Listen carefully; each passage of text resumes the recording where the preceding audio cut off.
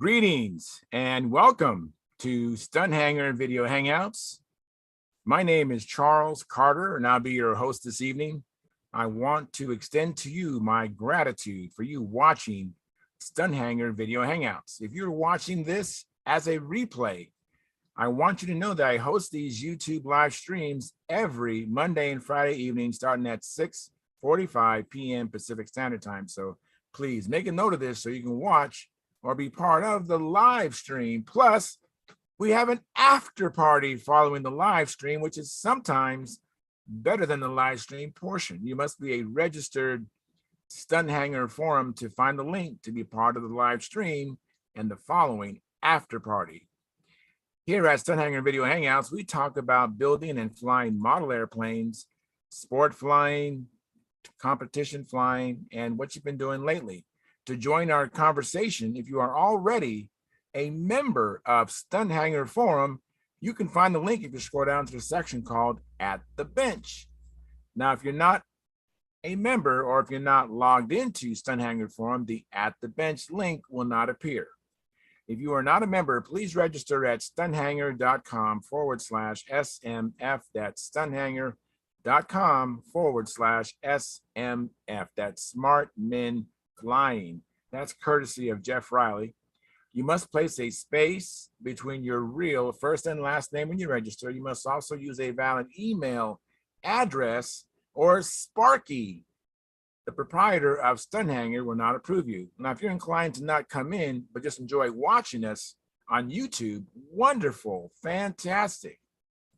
You can enter your questions or comments in the chat box, and I'll do my best to make your comments or questions a part of the show. Now, understand, sometimes I can't get a word in myself, so be patient, and I will ask our illustrious panel your question or state your comments. By the way, you only can make comments or questions during a live stream. So like I said earlier, I host these YouTube live streams every Monday and Friday evening, starting at 6:45 p.m. Pacific Standard Time.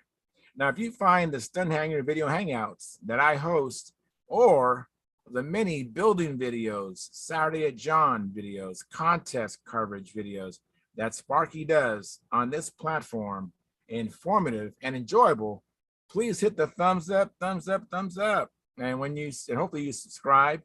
And when you subscribe, hit the notification bell and select all. So whether it's myself or Sparky, you'll be notified.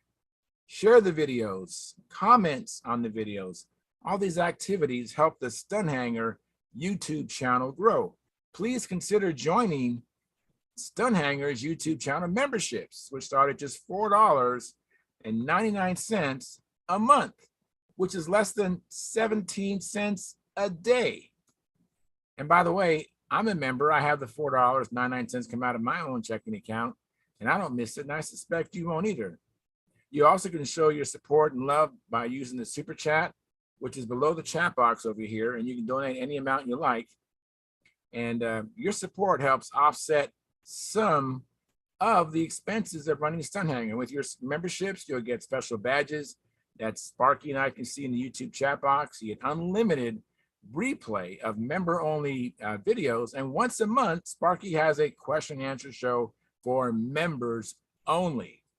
Now, this is Sparky's YouTube channel. I'm on in here twice a week, Monday and Fridays.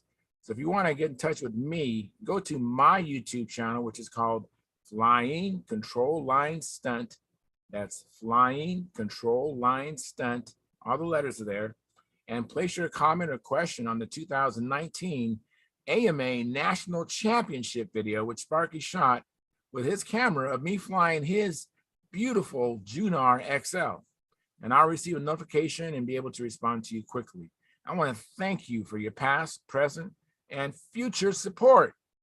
You are making it happen. Please keep the conversations family room friendly. In other words, please don't use words or do things you wouldn't say or do around your own children or grandchildren. And without any further ado, I'm going to post a link now at the Stunthangar Forum website.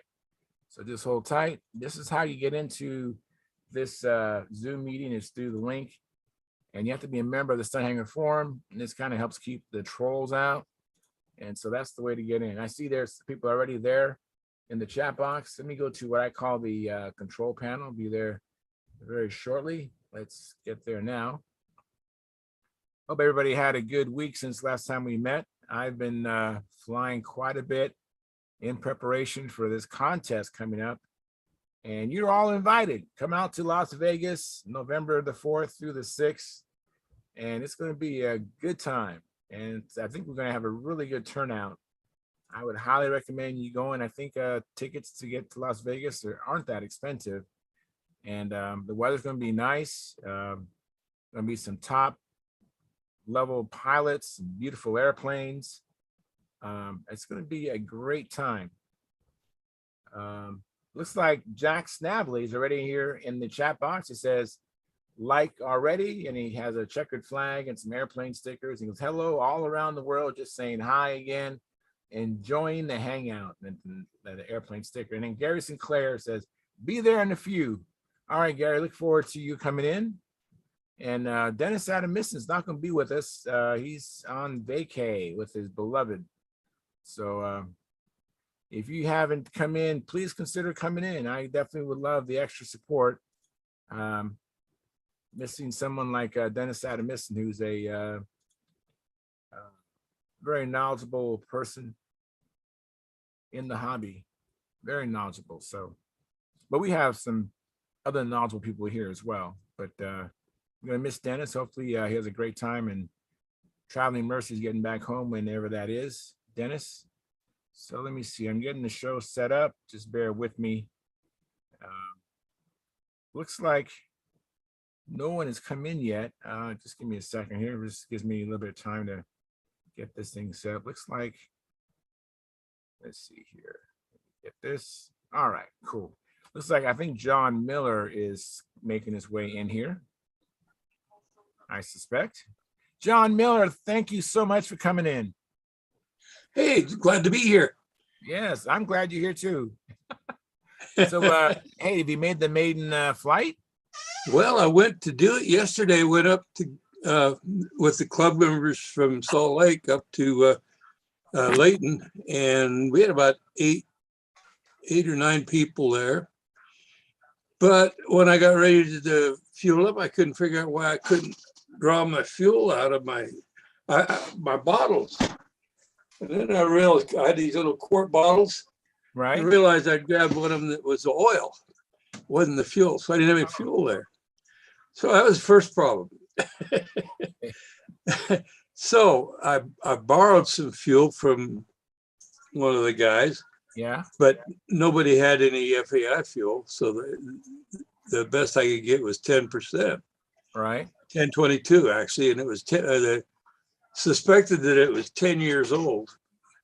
So I got it running, got it running, needled it in, took off the glow driver, and it stopped. Put it back on, one flip, started up again, took off the glow driver, it stopped. Did that 3 times, and I decided there might be a problem here, maybe bad glow plug. Right. So I put a brand new glow plug. Now I used what is it, the Sonictronics? I've heard that they aren't necessarily the best, but they were the only ones I could find, you know. Yeah. Anyway, so I did it again, but this time I decided, Gordon talked to me, he says, you don't want to use that 1022. I know it's been sitting in a closet for 10 years. So the only other fuel guy had was 15% or 22% mix. And so same thing happened. Started up, got the needled it where I wanted it, took off the glow driver, and it died. So I didn't get a flight on it, but I did find out a couple of things. First off, I made up a set of lines with the Spectra, and I went to pull test it. It broke about that far from the knot. Didn't break the knot, just okay. Wow. And so I thought I don't want to use that on my new airplane with. Nope. So I checked, and I had a set of lines that I had made 18,000s that I'd made for my Legacy. Right. And so when I hooked it up in that, I had checked for level, it was dead on. So that was a good thing.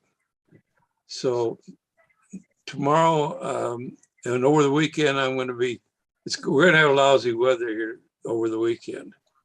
So I'm planning on running the engine and trying to get it running. See, I've got some FEI fuel here. I'll try that. See if and if that doesn't work, try another a glow plug, all of that stuff. Yeah, that's, you made in flight and you haven't flown in like 11 years or so. 10 or 11 years, yeah. Yeah, so that's to be expected going out first time in 11 years plus.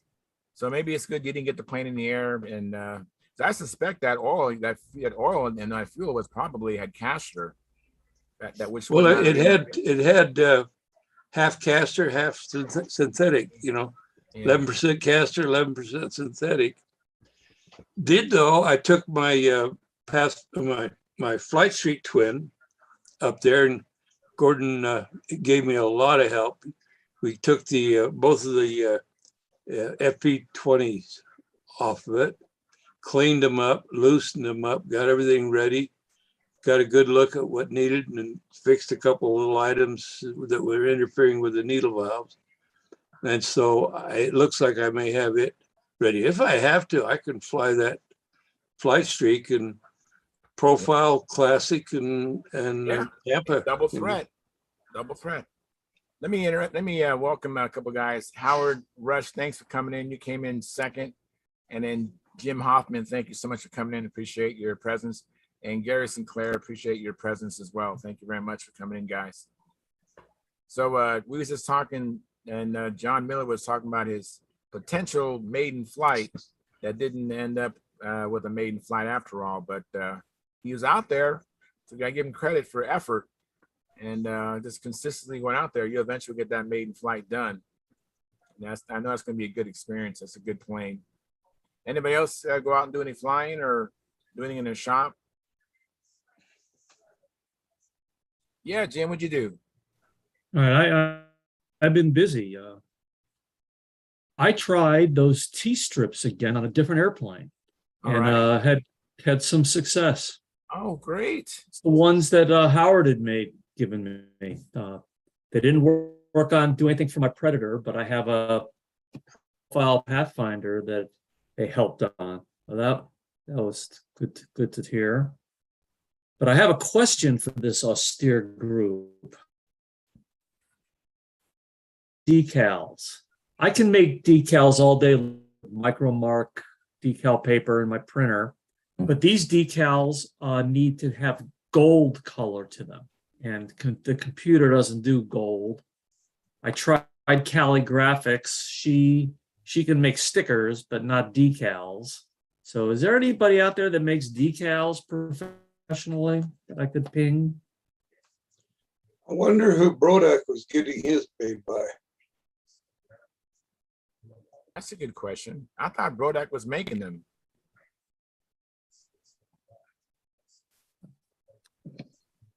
And maybe you call Brodax. That's a good phone call. Yeah, I sure hate to try to paint them, but that could be in my future. Yeah. The other thing I did this week is I had success with my titanium landing gear. Oh, fantastic. Oh, that's exciting. I really like your experiment you set up last time that you showed us. And looking forward to the original. This is traditional music wire, balsa plywood, wheel pant, landing gear, 1/8-inch music wire. all right. Here is a similar gear with titanium wire correctly on the first try, and Wow. a 3D printed wheel pant. And I saved about 0.4 of an ounce. So Wow. pretty pleased with that. The titanium bends nicely. Matter of fact, I think it bends maybe too nicely. I'm anxious to see if it doesn't yield on landing. Stay tuned. Yeah, I will. Hey, Jim, just by the way, your network bandwidth is low. for some reason. I don't know why. But just so you know. Anybody else do any flying? How about you, Howard? Did you do any flying in your stunt ranch? Not lately. I've had other things come up. I know how that works. Oh boy. Yeah. My sister called me the other day and said, my house burned down. I'm in the emergency room. Oh, I'm so sorry. Oh my God. I'm glad she survived. Yeah, Oh, she's fine. And I think she kind of enjoyed the whole thing, at least more than she oh ought to. man, I'm so sorry to hear that. So sorry to hear that. Wow. So we got to deal with that. Yeah, you definitely do. Definitely do. Well, I went out flying probably 3 times this week. So that's at least 15 flights. And just working on my stunt pattern and working on the plane, trying to get it to fly better and get me to fly better. One thing I discovered is that trying to shrink the size of the top loop on the vertical 8. And it's kind of weird, when you go up, then you got to give it down, and it's like you only can get so much down. And I talked to Steve Hines, and he said that what he recommended would be to pull my arm down to keep the down on it, so I can keep that top loop small. Anybody ever had any concerns about when they go upstairs to keep that top loop small, and how they overcome that? Go ahead, John. Watch Brett fly it. All right, I can do that. I've seen lots of video of Brett Buck flying. The one at the meet and meets, he's flying. I think he's flying Dennis Nunes's profile Circulus. So Sounds like something's wrong with the trim. Yeah. Do you have line tension up there? yeah, it's light. That's what I'm trying to say. Light.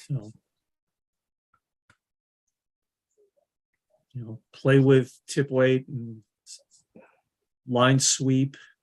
Yeah, Fly a little faster, I've been fooling around shorter with lines. Yeah, I could do the shorter lines, but I'm using these Spectra lines, and I really like them because I've taken out almost an ounce of wingtip weight using the Spectra. And I'm just talking about just your hand. It's like when you go up, you only can do so much, and the plane's above you. It's just that dynamic of the plane being above your hand, type of dynamic. Hey, Stuart. Hey, thanks for coming in.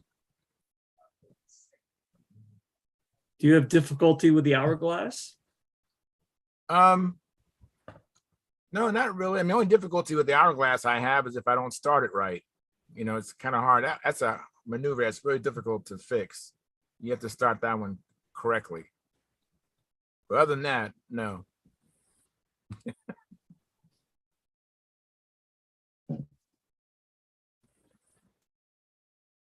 Hey, Stuart, you do any flying, or is it blowing a hoolie because of Lynn Burrell? Yeah, it's Lynn's fault.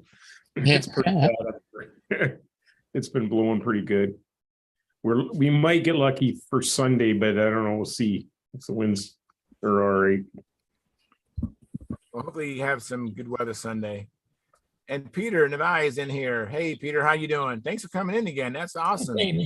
Okay, yeah, I'm doing good. I'm doing good. That's great. Thank you for having me. My pleasure. My pleasure. That's awesome. Looks like I believe this is Joe Gilbert's coming in. Hey, in here. Hey, Joe. Welcome. Thank you for coming in, Joe. Appreciate it. Hello.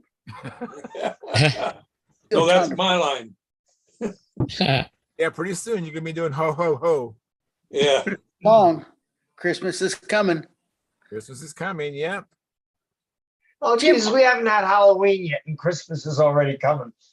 Well, John has to start early. He has to grow his beard and get his tummy out there, and right. You gotta get ready. Gotta get ready to put on his Santa Claus. By the way, Jim Hoffman, John Miller he does Santa Claus every year for the kids. So he actually wears the Santa Claus outfit and does that stuff. So cool. We Very won't cool. discuss when my wife deceased dressed me up as the Easter Bunny. Well, we won't discuss that. yeah, that doesn't sound like it's age appropriate for this audience. Exactly, Joe. Yeah. Yeah, exactly. So, Joe, have you been doing any flying in Oklahoma? Has the weather cooperated so you can fly? We're down in Baton Rouge last weekend and flew lots, but I haven't flown since I've been home. Not Monday, Tuesday, no, just in Baton Rouge. So how was the jambalaya? Oh, outstanding. Oh, man. Those people know how to cook that stuff real good. Yeah, they should. I don't know if I've ever had any good jambalaya out here in California. I mean, I enjoy it, but I'm sure it pales in comparison to what you have down there in Baton Rouge. I don't put that like it. contest, but Mary Lou put the kibosh on it. What was that again, Howard? I didn't get all of that. I wanted to go to that contest, but Mary Lou wouldn't let me. He'd have had a good time, Howard, if she'd have come down there. Yeah. Yeah, I should be at the King Orange, but it just didn't happen. Yeah, I'm sorry to hear that. maybe It's next not year. that far away from there. No, 2.5 hours, but things got in the way. And, Yeah, I understand that.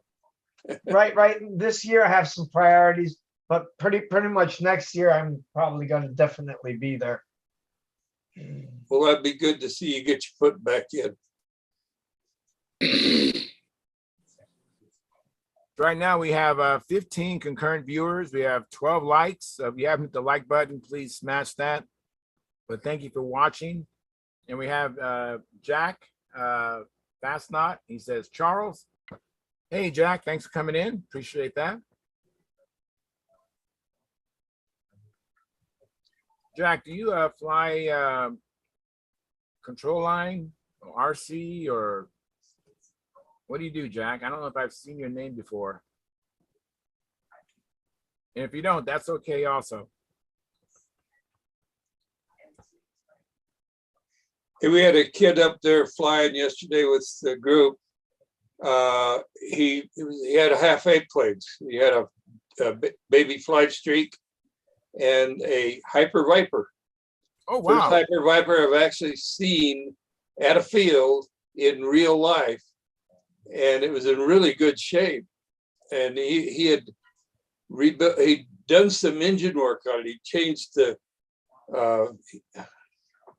it around to where he felt he had a better running engine, but it wasn't broke in properly at that point. It was pretty new, so he didn't fly it.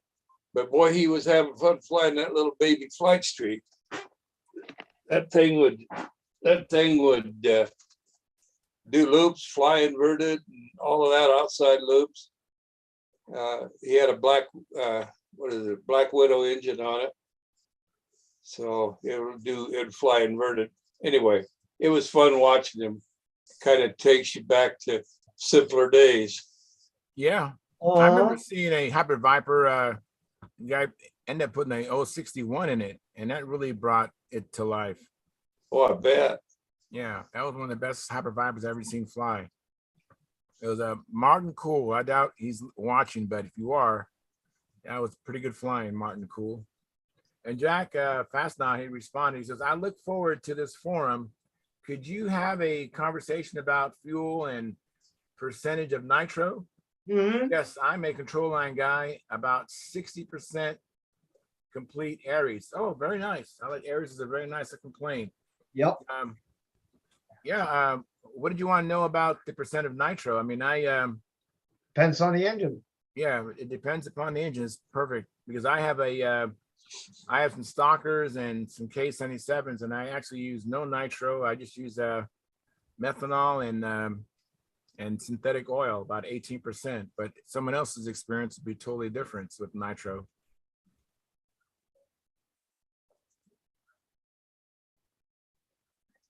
Yeah, I found out when Gordon was flying stalkers on the Tony and that, he had an 81 in Tony. And he was using 15% nitro in that. I probably use had more 15 all the headship. time.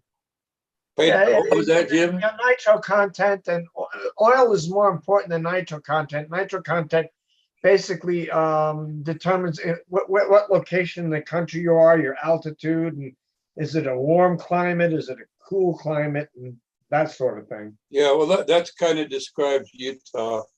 We fly at about just under a mile high. Wow. So yeah, nitro, there's a lot of things you need to know to see if someone needs nitro. No, Yeah. that's not enough information for a question, really. Hey, Jack, let us know what engine are you going to put in that Aries, and then we can maybe help you out if that's what you're concerned about, the motor you're going to put in the Aries. Then we can make a good recommendation for you. We also have the T-Bone 1260, aka Tom Luciano. He says, Oh, like hey. provided. Thank you, Tom. Appreciate that. And the question for Jim, is he using grade 5 titanium? Thanks, Tom. I'm using 6.4 titanium.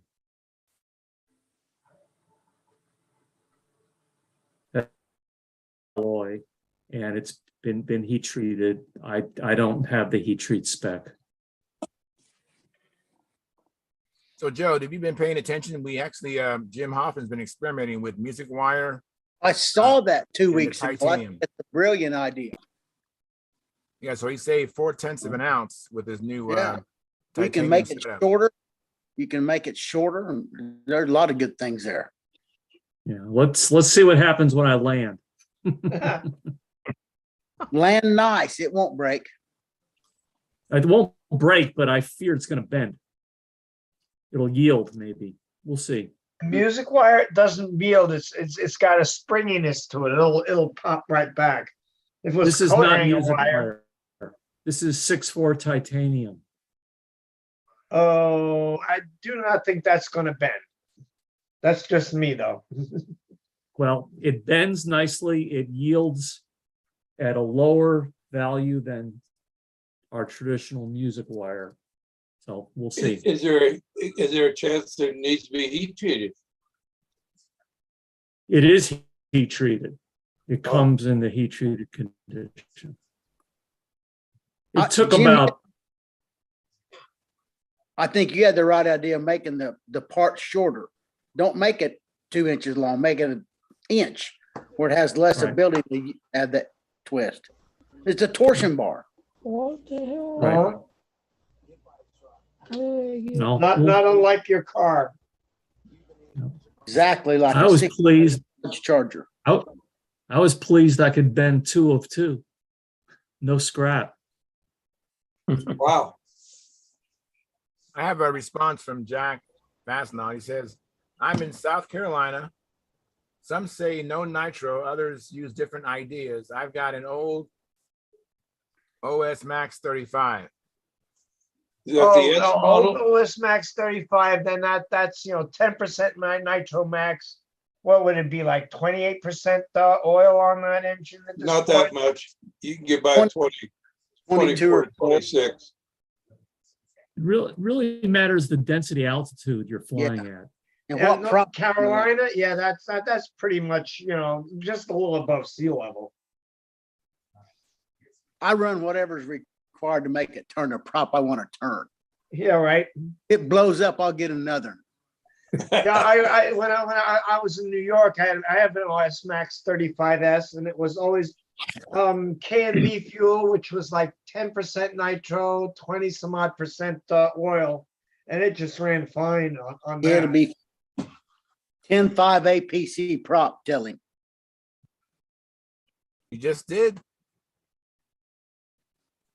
There you go, Jack. So hope that works for you. Yep, it should. That's pretty much the sweet spot on an old OS 35. That's a sweet engine. Oh yeah. You're lucky to have one, as long as it's in good shape. You're lucky to have one. If you haven't got a stronger rod put in there, a super tiger rod, just keep an eye and listen for your rod slapper, like, because that was the weak link in that engine. The replacement rod for that was a Super Tiger 35. Is that right? Yeah, it's Tiger 35 rod. He gave us a thumbs up. That's Jack Fastnod. He gave us a thumbs up. So All good. right. No. It'll And pull that. Caffeine's There it is. driving while listening to the show. Thank you, Caffeine. Hi. There it is. OS 35 Max. There Yeah. you go. Let me see. Let me make it big. Hang on, Peter. Yep, there it is. Very nice. There's OS 35 Max from back in the, back in the day. Back in the day. Rev Yeah. up 12.5 on it, ready to go. I don't know what's on there. I just threw a prop on there just to keep it in there, but yeah. It's OS 35 Max, Very stun nice. engine. I used one of those on an Excalibur 1, and boy, what a sweet combo that was. They're a nice engine. I think back in the day, wish Dennis was here, he could tell you. I think they overhauled those admission guys. I think they could swing 12.5 rev ups on those engines, not my mistaken. They swung a huge prop on those after Art got done with them. Dennis got to confirm that. But even before then, I mean, come on, it was like Gene Schaefer, Bob Lampione, all the top guys in that size class were running OS 35 Maxes. Yep. And they pretty much all switched either from Super Tigers or Foxes at that point in time. I've got some 35S's. I've run 10.6 EWs. Yep, That 10.6 was- EW, yep. Chosen prop in the day, but Uh-huh. 10.5 APC will work really good. Welcome, Keith Trossel. Thank you for coming in, Keith. Appreciate it. Yeah, Hi, I know, Keith. I know an OS 35 stunt that won the nationals, but it was doing a top flight 10.6 power prop. Yep, So, that too. He was happiest with that.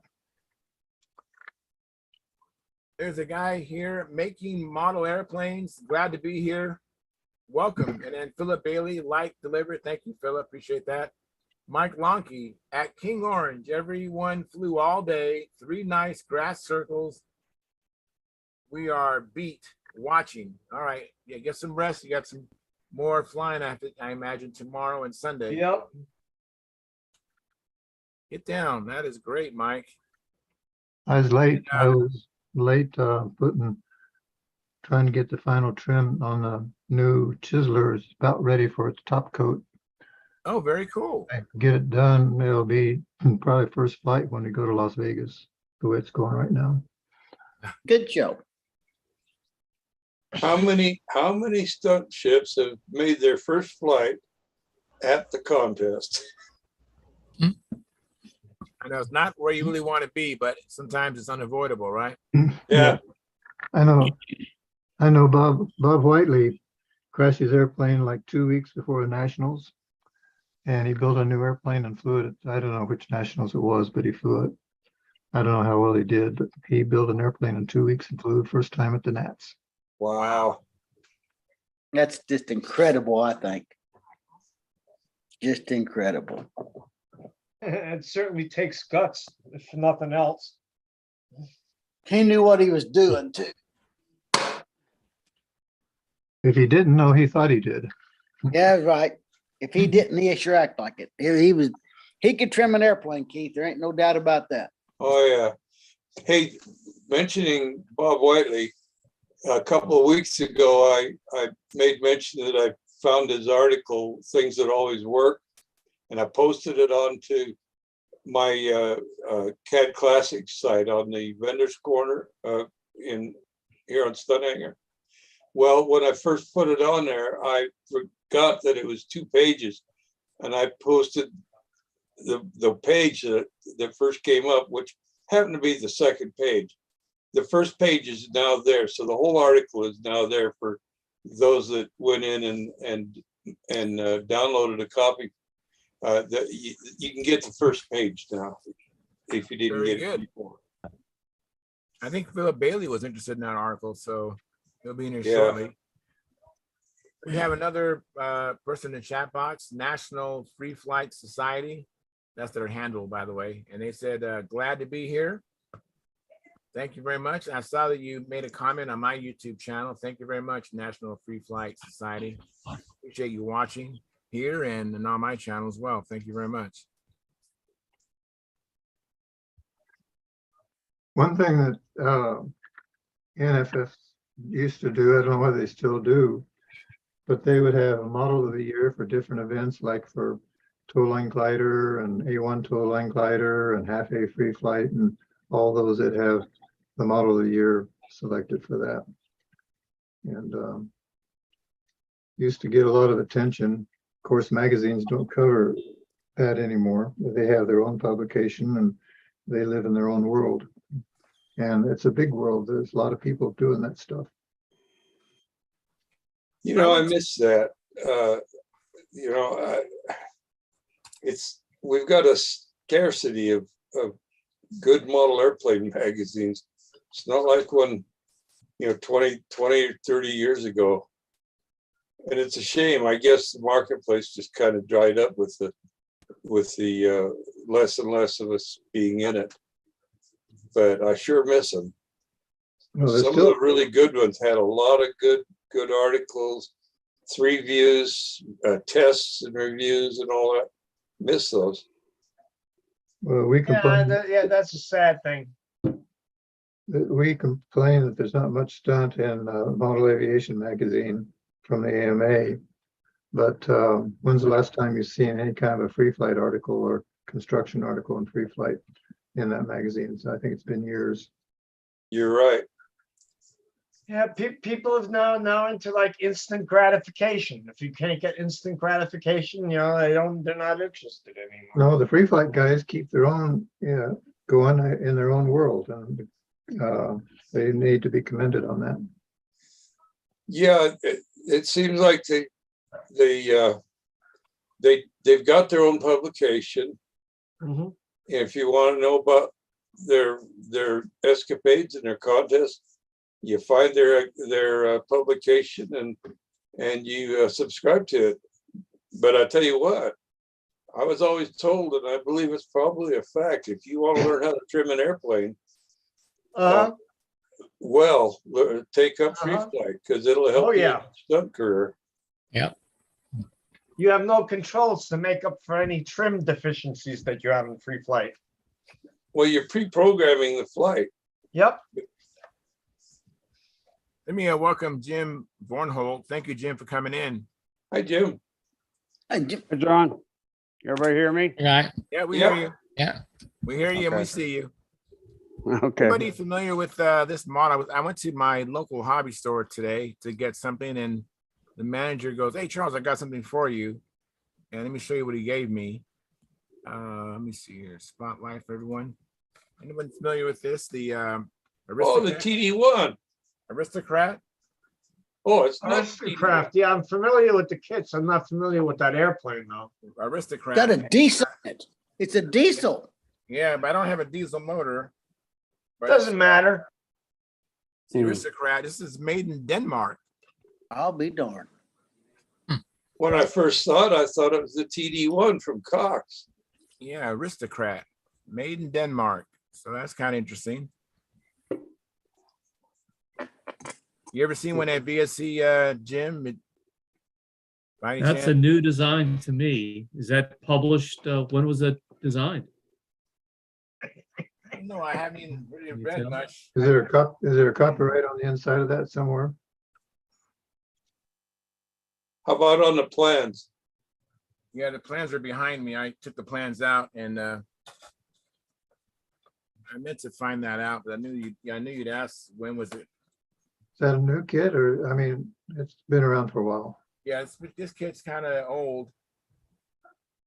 But when I opened, I just saw in the box it had red tissue as well for the wings, so it's kind of neat.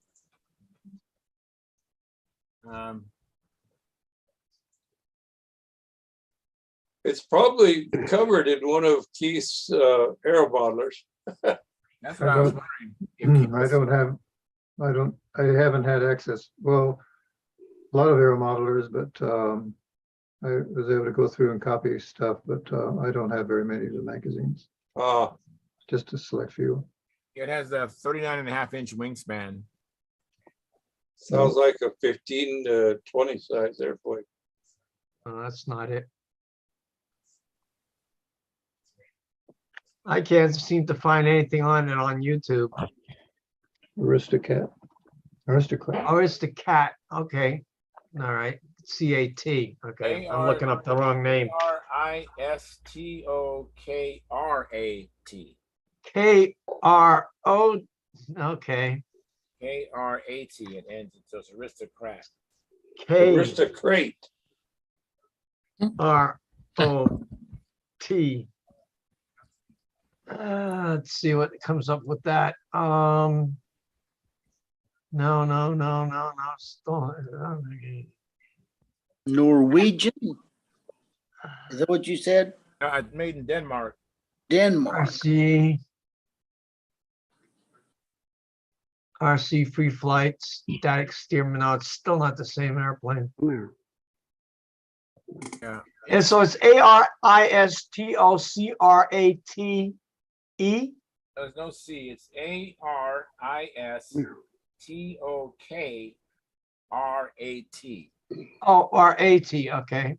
My mistake. No problem. Oh, there it is. Vintage 36-inch wingspan. See if I can find a date on that. Hold on. 1964. Here you go. Thank you, Peter. 1964. Eric Bix Madsen from DMI, 1964. Model pick. Collection of free vintage model aircraft plans, blah, blah, blah, blah. It was originally for RC. Huh. Hmm. This is a control line kit that I have. Well, you'll Okay. have fun with that. Oh, I don't know when I'll get to it. This is really, and I might just hang on to the kit just for nostalgia. Yeah. Um, I've got one that it's in such bad shape, but it's the Fox Skyhook. That's the one that had on an outboard wingtip. It had a wing at 90, a little winglet at 90 degrees. So it's supposed to give you lift when you're up overhead. oh, interesting. Yeah. Profile, solid wing. But the kit was, I don't remember how I wound up with it, but the kit was in such bad shape. The box was in bad shape. Everything was in bad shape. So it's somewhere in my stuff. But I wouldn't build it. So you can get the plans from the outerzone.co.uk, Aristocrat plan, free download. All right, cool. If you want me to share, you want me to share the page where you can get the link? Share the image of the plan. That'd be interesting. Hold on, free download. Oh, let me see if I can get at it. Upload, no, save, visit. Let me go visit the site. So, Jim, 1964, that would qualify for what? Or as far as Classic. 54 or plan. 64? 64. That's 1964. classic era. Add a correction. Classic. Let's see if I can No download old it. time. It's not old time, just classic. Old time ends in 1950. Plan file, here it is. Okay. Aristocrat's control line. Okay, here we go. Hold on, let me go save. And there, okay, let me share this. Share screen. Screen one. Share. So there's the plan. That's it. Yep. That's what I have. It's a nice looking plane. It is. Pretty lines. So it's like in, See that leading it's edge of the wing? located in the outer zone dot, oh geez. I can always send it to you, Charles, if you I need have it. the plans, Peter. Okay, I have the plans in the kit. Okay, what'd so you yeah, say, these are, Jim? they're the plans. What'd you say, Jim? That is a nice looker, but look at the wing. Look at the leading edge and where the high point is. Yeah, it's Yeah, it's pretty, pretty far pretty back. pointed. It'd make a good, What was that, That Jim? would make a pretty good OTS airplane, but if you built it to the plans, that sharp leading edge would stall very easily in any kind of a corner. You can sand that a little bit.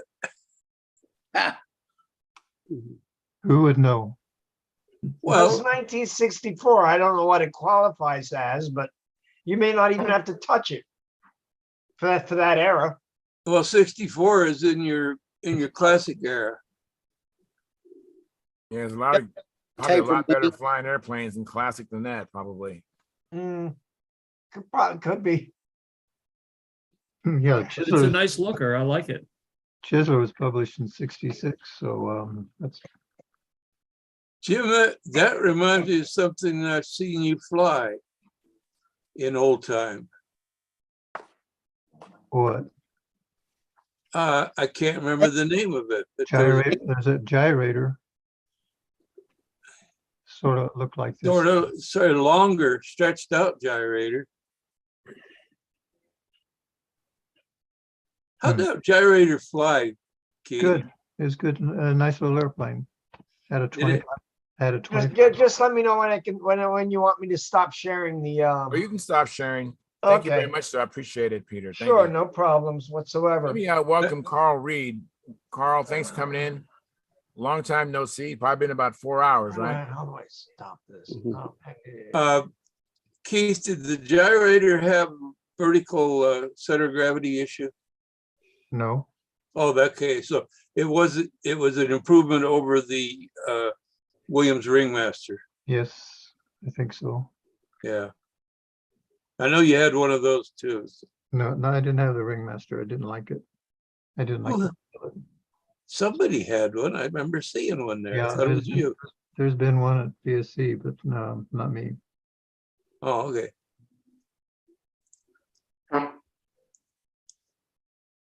Well, I have a question from Jack Fastnaw. He says, how does everyone feel about Pampa? I've joined. Well, that's good. I'm a Pampa member myself. Yep, Jack. so am I. Me And so too. is Peter, and so is Jim Hoffman, and I imagine so is Jim Vornholt Yeah. I'm going to rejoin. and Joe Gilbert, and so we. They actually sent me a printed copy of Stunt News just last month. Oh, good. Cool. Got a printed copy. So how do you guys really feel about Pampa? I like it. They're It's, doing a good job. it's got good Yes. leadership. It's on the track to Came Uh-huh. in. momentum, I think, that it had lost over Yeah. a couple of years. Yes, absolutely.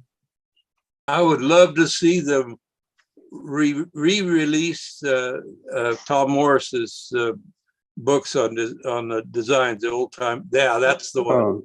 John, Yeah. John, that's Jim Vornholt. Hey, I've got a stack of those. I talked to Mark about them, and he wants me to put them in a box and ship them to him. Uh-huh. And I just haven't. I've got to get someone to go with me and help me. Yeah, Joe's got one in his hand there. I got to have someone with me to help me lift all that stuff. I got old magazines. I got we were discussing Charlie Mackey's old time book about how control lines started. Yeah. And I've got a stack of those. I have got.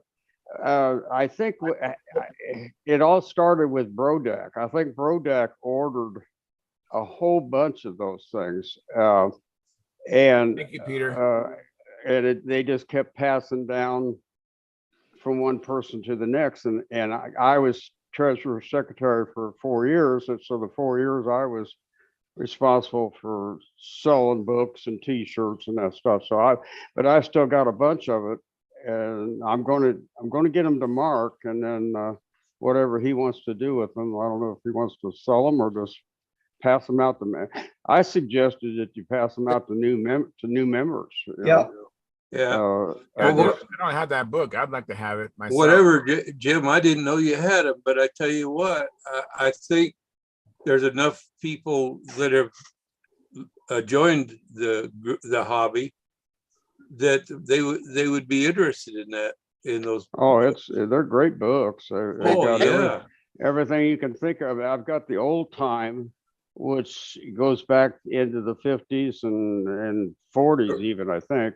Yeah. And then I've got the classic. I've got Yeah. that's Let me, got all the let me newer make, designs. in Jim it. real big so you can see this book. So that's the old Yeah, time that- stunt Yeah, that's construction the old drawings. time. Yeah, that's the old time. And then there's And the you got the classics, classic. Okay. Right. All right, I've got both of those. Buy the And then I teeny- got Both of these. Well, I tell you what, you can tell Mark, like I'm rejoining Pampa. From what I'm seeing and that, it's a quality investment. And I myself would be very interested in most of the books that you have, most of I'm not sure how many I've got, but I'm going to say I probably have close to 50 of each issue, I believe. Really? I Wow. I'd like have- to get one.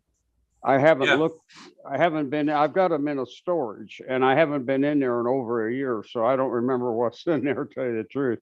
yeah. But I told Mark that I would get on that and my nephew's coming over tomorrow and that was going to be one of our projects, was to go to the storage and try to get those magazines or get those books out and then ship them to Mark, and then whatever, from that point on, it'll be up to Mark. Well, good on you, James. Very, very good. Hey, Fern. Let me Yeah. welcome Lynn Burrell and guys. Philip Bailey. Hey. Thank you guys for coming in. And Mark Wise is making his way in here, but Oh, I don't wonderful. Stuff. see his camera, his video is not enabled. I don't know if Mark is that's deliberate or what, but Mark, we can't see you. Yep. Can we hear him? It's Naomi. No, it's not actually. It's Naomi's Naomi. it's Naomi's worst half. Gee, that's Naomi, bad. you changed over the years. Oh yeah, Naomi's not looking like she used to at all. I saw you. I don't believe I would go there, Lynn. No, I'm not No. going there. No. Hey, Lynn, Yes, I tried to run that Stalker 66 yesterday to make the maiden Right. flight. right. Hey, Naomi. And you- Hey. She heard me. Hey. Just saying hello to you. She looks Hi, Who does Naomi. he? Hi, who does he think he Your is ears must throwing have my been name burning. around? They were. I could hear it from the other room. Hi, Naomi. How you doing? Good. I'm good. I'm good. I had a blast at the Ringmaster Flyathon. It was so much fun. I love that event. Every year I look forward to it. Oh, that's cool. awesome. That is so cool. Yeah. Yeah, Lynn and Gerald Wimmer are two lucky men to have their wives out flying with them. Yes. That Just for a minute. We That's may, we, so we awesome. may have three, next year we may have actually three. Well, My wife yeah. might be joining us. Absolutely. Outstanding. That's absolutely outstanding. Yeah, I've been trying for a long time to get more women to give it a try. Just come out and have fun. Like, don't just stay on the sidelines. Like, Nope. Yeah. Right. Hey, Naomi, are you building anything new? not at the moment, but that doesn't mean I won't. Have you got anything that's kind of at the top of your list? You want to divulge what it is? I have a lot of different things. Well, right now I'm still really liking my Shark 402. So unfortunately I had a bit of a mishap with that plane at the Nats this year, but Len was kind enough to put it back together for me. And I realized the reason he did that is because he knew that if he spent that much time putting it back together, that I would be even more careful flying it in the future. No matter what he looks like, he's a pretty smart guy, isn't he? Yeah. Absolutely. Well, he was smart enough to marry me, so what can I say? That was Right? pretty smart, yeah. Yeah. Yeah, very smart guy. Yep. Very Yeah. smart guy. There's a lot of background noise. I'm not sure who's. Yeah, one whose microphone is being brushed. That. I was thinking he was the lucky one, not the other way around, Naomi. Oh, yeah, for sure. Yeah. No doubt about it. No doubt about it. Just like I will be. Yeah. Well, Naomi, Peter- that's stage 2 of learning to fly is how to put them back together. Yeah, well, I have helped with that as well. I mean, I helped build the Shark 402. I definitely helped cover it with the beautiful transparent blue covering. Yeah. There you Just go. trimmed it. And Mhm. yeah, did the trim, those trimming and helping with the design of like the colors and the design of how it looks is always one of my favorite parts. Oh, wonderful. Well, absolutely wonderful. Yeah. That's the part I get my wife involved in, Naomi. I can build it, I can cover it, but don't ask me what colors go together. I have no idea. Well, I have an artistic eye, and I think Len has one of his newest planes that he's working on right show here to tonight. show everybody, which Oh, I helped him with the colors and the design for. What it. is it? What design is it? Ringmaster 576. All right. Show me. Yeah, I love your shirt too, Lynn. With or without flaps? With. Without. Cool. Well, it's there with. you go. That's 576D. cool. Oh That's my a goodness. Dixon one. That's a Dixon one right there. That's a Yeah, that's Dixon one, yeah. 576D. Yeah. Outstanding.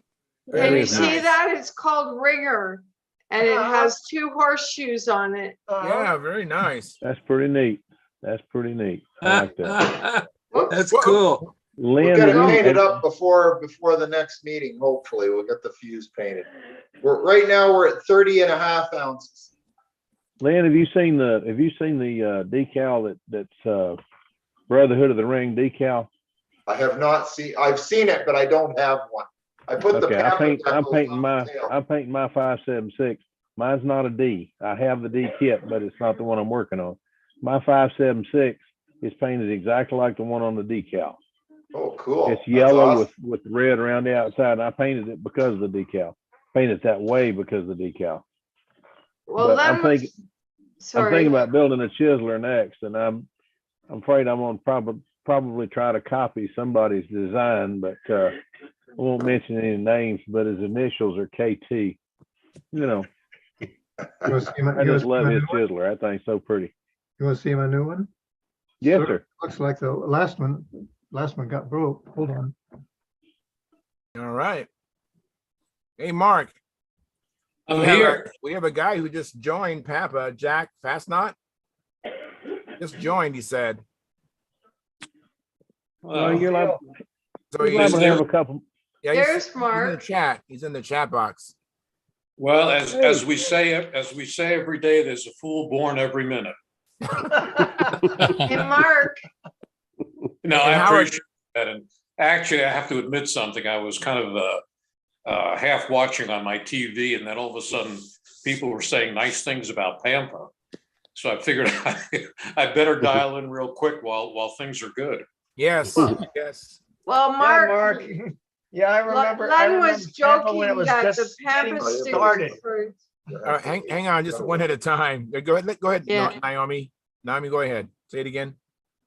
Len was joking that the Pampa sticker needs to be thinner because it added too much weight to the tail of the airplane. That's funny.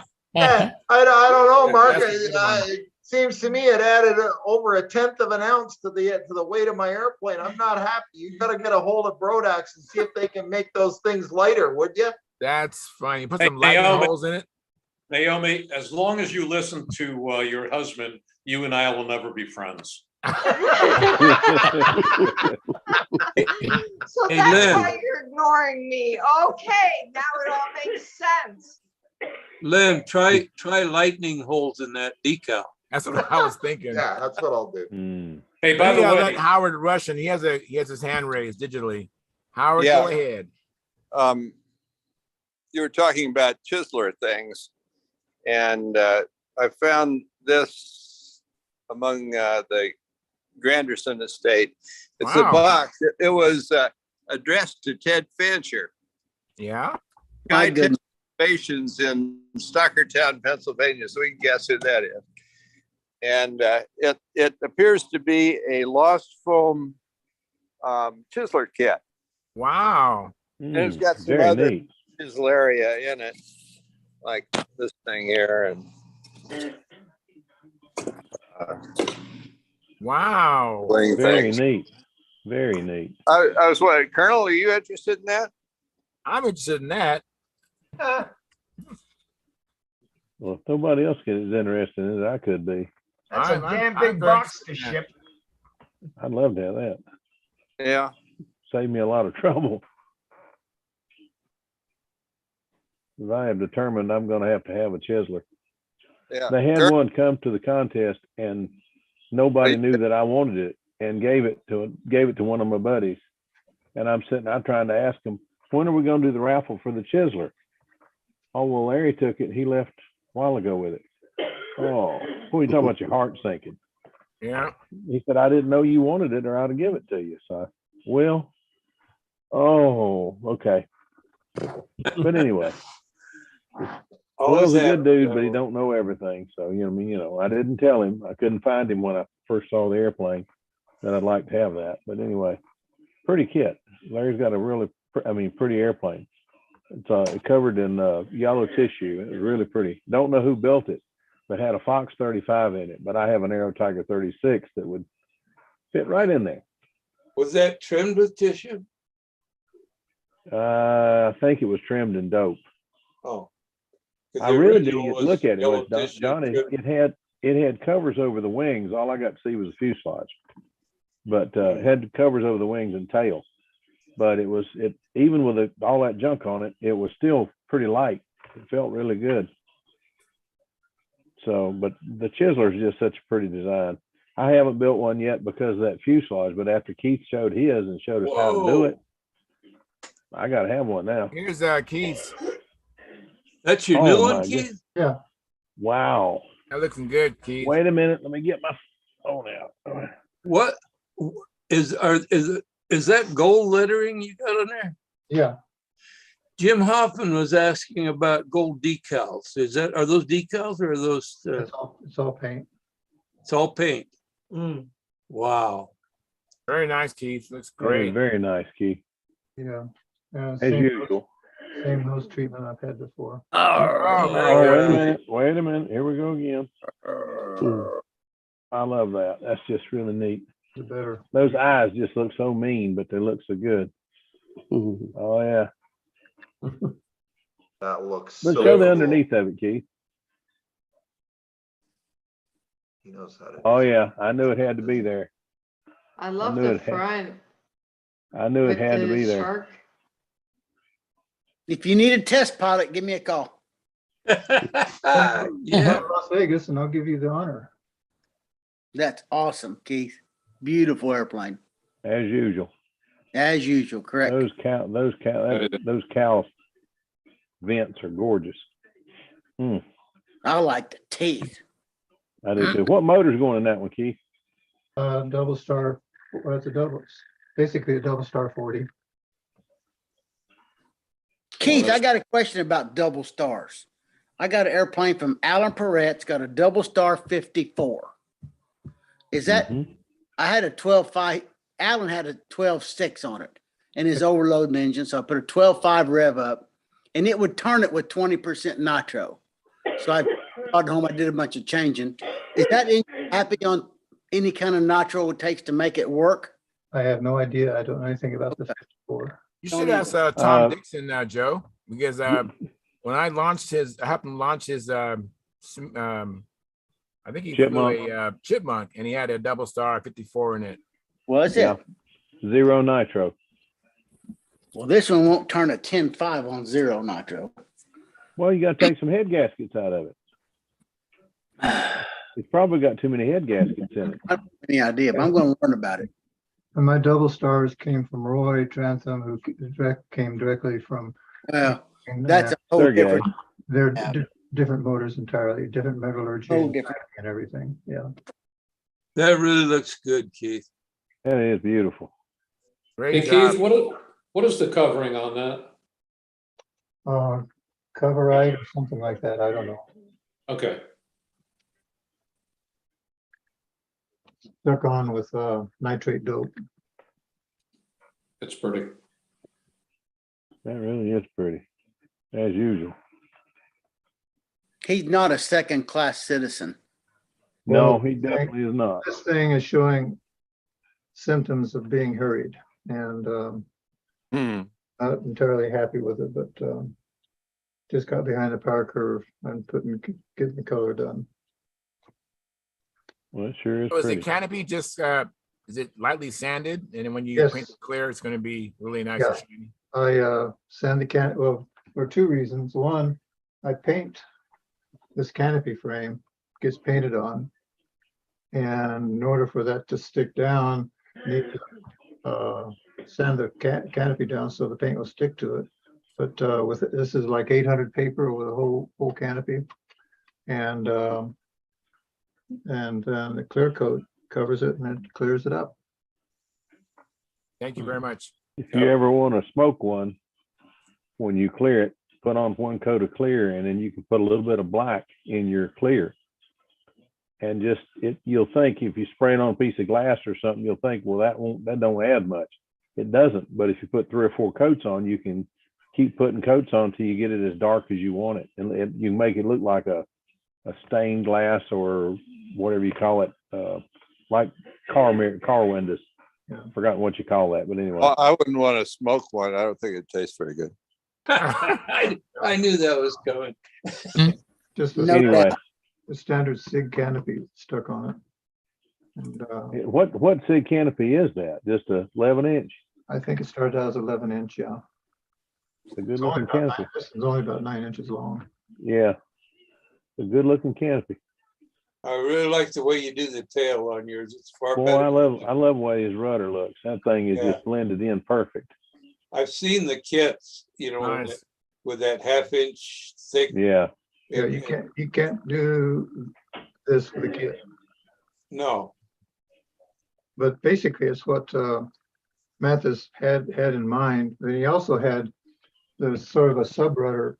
It's the right shape back here of the real chiseler, but he had a 1/2-inch sheet sub rudder coming back here that was blended, made everything blend in as well.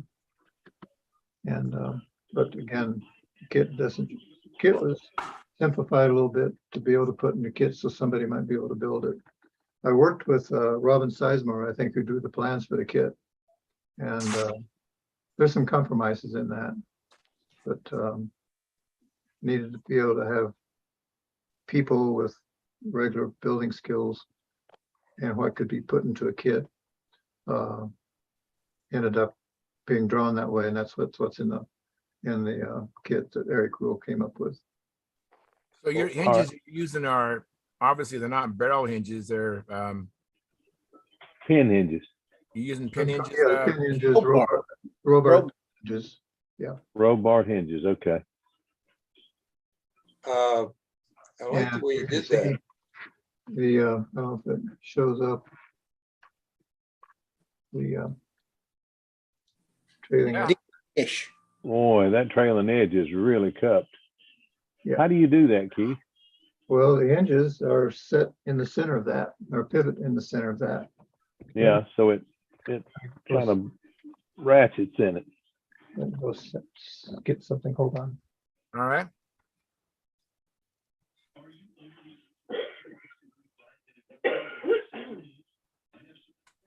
I love to pick his brain because he knows so darn much. You can always learn something from Keith. Oh, yeah, absolutely. Joe too, but it's Oh, so no, hard to get, Those it's 10 so hard to times. get Joe to give up any of his secrets. Well, I the don't big have- secret for Joe is that his wife builds his planes for Oh, is Yeah. that what it is? That's correct. him. Well, I you're tell you man enough to what, admit it, Joe. That's great. I tell you what, I watched him 2 years at Brodak, and I've learned something both times just watching Joe fly. And he's one of the few people you can watch and see what he does, and then go ask him, Joe, why do you do this whipping thing at the end and pulling it this way? And he told me, and I have tried it, and it works. Oh, very That nice. is gorgeous. So Oh, you're not even having to seal the hinge, are you? Well, No, you won't need it to seal helps, it still helps to seal it. And you do that by, you put tape on the bottom with the elevators deflected up like this, put the tape on there, and then the tape will suck in. And then, Didn't tape it. and no, it's taped. Put the I mean, you tape stick on, it, to put the you tape stick on it out. this way. and so- Yeah. Put the tape on this way, and then when it sucks in, make sure the tape stays stuck to the leading edge of the elevators, and then that works. And there's a very little drag in that. And if anybody wants to get into this, there's a secret about offsetting the hinge line into the horizontal tail rather than have it right at the hinge line of the or the pivot point rather is inside the tail. Mhm. And you need to set it up. How can I best explain this thing? It sits back off the trailing edge a little bit. Yeah, it sits Almost. back off the trailing edge, but not the full amount of what this radius is here. Something No. less. Because what you want to have happen is when the tail starts to deflect, why you do not want to have this part protrude above the airflow coming up here. Right. If it does, it'll create a little bump. You don't put the pivot point, you'll create a little bump on here, and that destroys the effectiveness of the elevator and the flaps. And I tried to explain that to Al Raby. He ran those tests on his car hood on a bunch of airfoils with deflected flaps and so forth. And he was trying to put the pivot point so that when the thing deflected, that the leading edge of the tail would come up and seal along the edge here. That is a good idea, except it created a bump and the airflow going over here, and that destroyed any extra lift that you might be getting. The seal was not the good thing to do. So what you don't want to have is have this leading edge pivot to where it starts to protrude or above the flow of the tail coming off the horizontal tail. Same with the flaps. Makes sense. So if anybody wants to mess around with that, write to me and we can talk about it, or call me. Okay. Took me 2 or 3 airplanes to find out what was going wrong. But Very neat. But you know, you can see, I think you can see that. Yeah, we can. Yeah. That looks excellent. Yeah. And the flaps, this on the chiseler, it's 1/2-inch tail.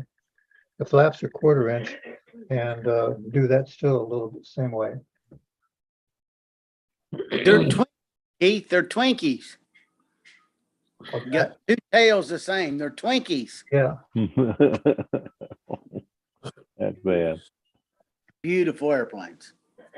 I Look at saw that. I hope the second one flies as good as the first one did. I saw the first one fly at Tucson, and it was pretty. I'm having trouble with the darn color edges. And hopefully the clear coat will start to knock down this edge. I've taken knife blade and sandpaper and covered them down, but there's a clear coat stuff I put on before the polyurethane, and that helps blend in the edges. They got a blender. Oliver uses a product called Blender, Keith. That's what I've got. Yep. From Frank McMillan's recommendation. Yep. Same stuff. Yeah. for some reason, it makes that edge, that paint edge go away. I could try to get this down some more, but then I start losing the color line and the black is fine because there's no thickness to it, but the red, a lot of pigment or a lot of paint there to cover. And I've got. How many coats you got? 2 or 3? Oh, I sprayed it in 2 nights. There's probably equivalent 3 or 4 coats of paint on there, but it's probably 50. Red just doesn't cover real good, but it bleeds through everything. Well, it's all over blocking a gray blocking coat. Yeah. And the white is over the gray part blocking coat. So there's no red over white. There's no white over the red. Yeah. And so I'm taking chances with it bleeding in. So there's a lot of tape required in order to get all this done. Well, your chisel, the word looks good, the letters look good, and that black line around it is gorgeous. Well, this is going to be like a 10-foot airplane. Look at it from 10 feet away and you're just fine. Keith, I like 10-foot airplanes. Mine are Keith 40. can say that, but I've seen a lot of Keith's airplanes, and I haven't seen anyone that lived up to that yet. Well, I worked all day to get the black outline on this. That's why I asked Sparky the other day how he does his black outline. He says it's freehand. Well, this is all freehand, of course, except for the straight lines, but all the curves, that's all freehand.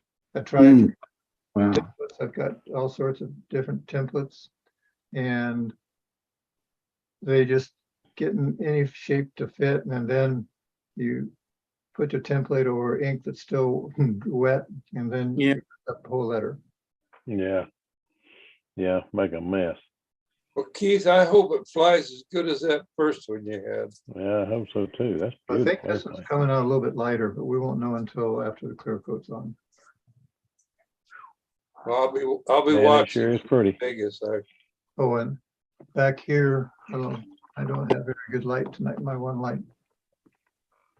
Yeah, it gives access to an elevator for adjustable horn and adjustable elevator. All right.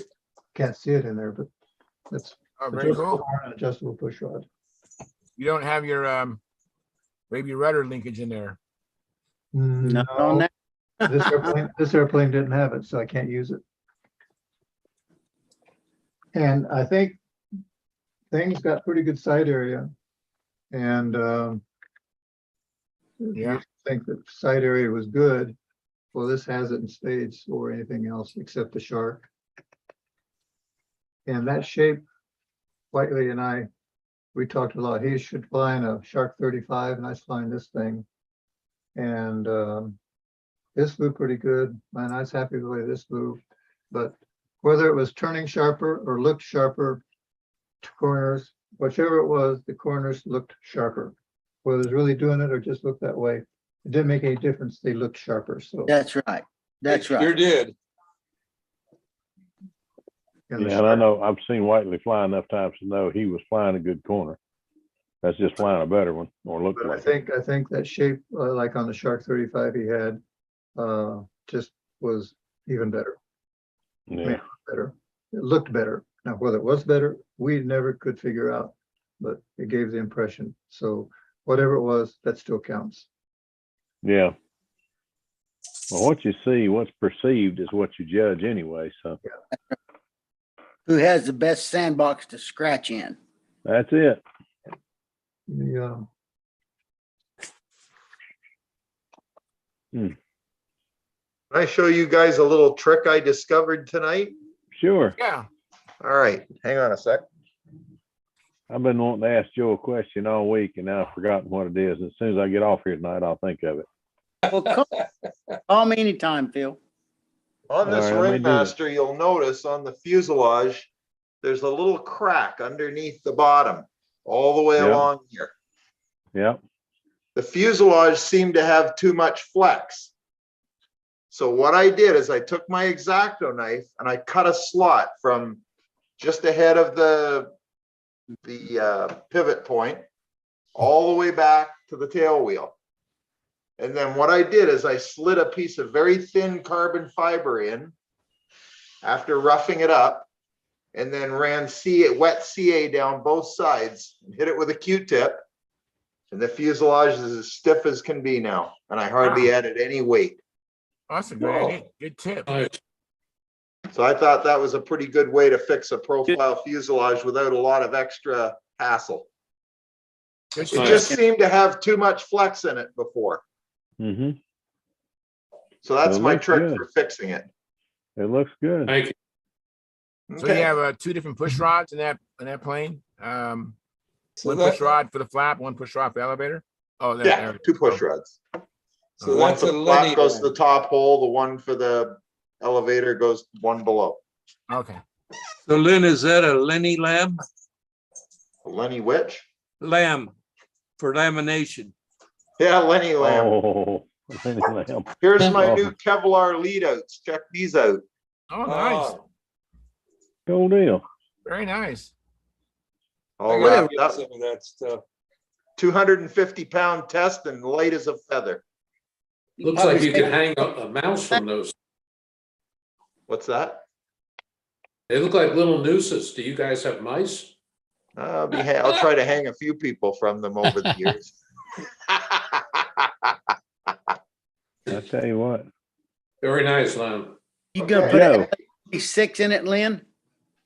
What's What that? What engine? LA 46. You That's what's betcha. going to mine. That's what's going to mine. Joe, the one that you used at the team trials, what was it? I know it was a ringmaster, but That was I a have no- 5.6, but that was a true Pat Johnson one where you had to build your own trailing edges and the flaps are littler. yeah, I've got Yep. that. The Oh, same it's one. got, yours has flaps? Yes. Yeah, Yeah, I they're didn't put know. into the I've trailing seen, edge, this piece of wood. You have to build your own trailing edge piece, slide it in there, then build your flaps with what's left. Yeah, it's quite a trick. I have the plans for both of them. The other one's pretty tricky.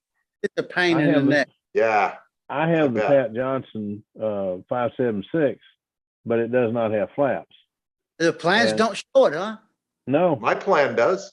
mine Huh. didn't, but I'd like to see the one that does. I'd like to get a copy of the one that does. I built one. But the only change I made to it, I made it a molded leading edge. It looked Mine like it looked like a Tiyasaki wing. I mean, the rib really looks like a Tiyasaki rib. So I looked at the thing and I thought, I've got a set of Tiyasaki molds downstairs, leading edge molds to make a molded leading edge. Tiyasaki's had a foam leading edge. It's built like a combat plane. It's got a piece of 1/8 by 1/4, I think it is, right in the leading edge. And then it's got 2 on the back side of this foam that act as your spar. So there's 1 in here this way, and then 2 they're this way. Well, I figured, if I was to cover this thing in 1/16, it'd be 1/8 of an inch thicker, so I'd have a little bit more airflow, and it might work a little better. So I did, and that's the trick. Everybody says, "Why does your Tiyasaki fly different than the others?" And that's the only thing I did. I covered the leading edge in 1/16. Everything else is true to the way the templates are. I've got I've got a set of his templates. But anyway, the ringmaster looked just like that. So I said, well, now what would happen if I was to cut some half moons and put on the front of those ribs and make this thing a molded front end? So I did it just to find out. Now everybody in the club says, wish you'd told me that. I'd have done that to mine. That's the way mine's built. Yeah, that's the standard way to build it. Yeah. Yeah. Pat recommended, yeah. Hey, Phil, do you still Yes, sir. want that nobler cowl? Yes, sir. Okay, if you send me a PM with your address and stuff, I'll send you that cowl and a copy of the plans for the RM76 or the You got it. 576. You got it. You All right, got it. no problem. I'll have to do it. I'll put it on Stunthangar tomorrow off my. Yeah, there's no iPad. hurry. When you get 'Cause to it. I don't know how to do it on the computer, but I can do it on the iPad. Okay. Well, I'll get it somehow. As soon as I get your address and stuff, I'll put the package together and send it out to you. Thank you, sir. I appreciate it. No problem. Charles, did you fly today? Yeah, I put up 5 flights today. Woo! I'm going in the morning, but given the weather that we're having here lately, we decided instead of being at the field at 8 o'clock, we're going to meet at 10. I'll be out about next May. Yeah. Yeah, I imagine it's cold where you are, but we're dipping down into the 30s at night, and it's a little nippy at 8 o'clock in the morning. Oh, yeah. That I can't even think. My FP35 does not want to start when it's cold like that without a little bit of lighter fluid enticer. So I've got an FP35 that swings too big a prop to be a 35, but it just seems to like that way. It's one of those Leonard Newman motors, and it seems to like that bigger prop. I don't know, but anyway, flies good. Fun plane. It's good fun plane to fly. And I've got a Nobler that I've remotored. It was too heavy, so I put a 2814 in it and a 10-inch prop. I'm going to hope that is enough to pull it. We'll see. It's one of the ARF planes, and they're not light. I mean, none of them are light. So, but I do have a kit to a 57 Nobler, and I think there might be a red Nobler in my future this winter, but it'll be an electric. Everybody says, "Oh, you got to do that with a Fox 35." No. Sorry. I mean, I fly competition I like to fly old times with an ignition, with a glow motor, and even classic with a glow motor. But Nobler's probably going to be electric. I just really like the electric motor. Just so much easier. Really, I'm running scared. Keith, I don't know if Keith and the rest of them are or not, but when I start hearing about glow plugs going to $20 a piece, I said, I think the writing might be on the wall. It might be time to start thinking about going to electric on everything. How many glow plugs do you have? How many glow plugs do I have? Yeah, 100? Oh gosh, no. I probably ain't got over 10 or 12. Oh, that ain't enough. No, I know. That ain't I enough. let too many people have them. I didn't realize that they were getting so hard to get. So I had a card of those really nice Thunder Powers that everybody uses Thunderbolt that everybody uses in tuned pipes. And I let them get away from me, and I should have kept those things. Yes, you should have. Live and learn, brother. Live and learn. Hey, Keith, did you have a question or comment? Yeah, Keith? I'm going to have to go. It's been fun, but I got some family matters to take care of. And All right. Hey, well, thanks for coming in and Good to see you, showing your Good to see you, Chisler. Keith. Yeah. Bye. Good to see Take care of you, Keith. yourself. Take Good care. night, Keith. Thank you very much. See ya. Hey, Mark, Yes, sir. when you were listening to us, we were talking, did you catch the gist of the conversation that several of us are interested in the design pamphlets that Morris put out through Pampa that I guess Jim has a bunch of them. He does. He and I talked, I know it's not easy for Jim to get around. He probably needs some help, and what he wants to ship me is pretty heavy. And I told him I'd reimburse him, but it's still a little bit of work for him to do it. So when I get him, I'll let you know. And it's one of the things we're looking at is, there used to be, I have an old shirt with a Pampa logo on it that I really like. And I didn't even know what Pampa was. I just like the shirt.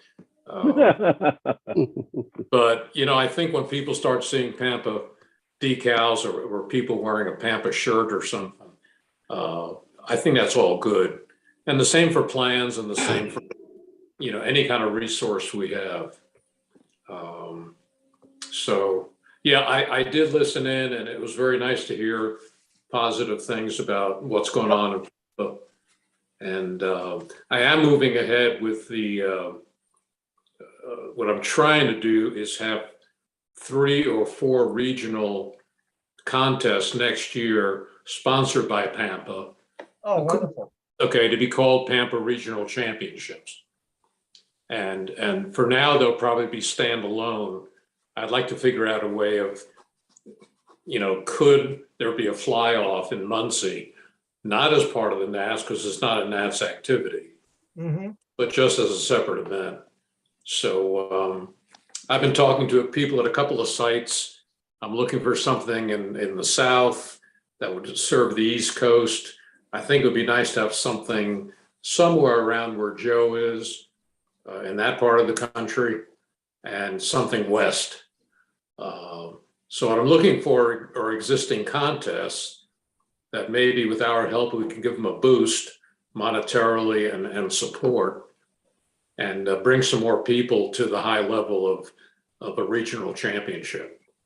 Good I idea. think trying to invent another contest is just difficult. It's difficult to find the help, to find the field, and you don't want to bump up against someone else's contest, which has been going on for, 20, 30, 40 years. So This is the hard part for me. Yeah. And our judges is the hard part. it really is. It really is. It's gratifying, but when I was running the Nats in 2019, I really got to see the whole event. When you judge, you really don't.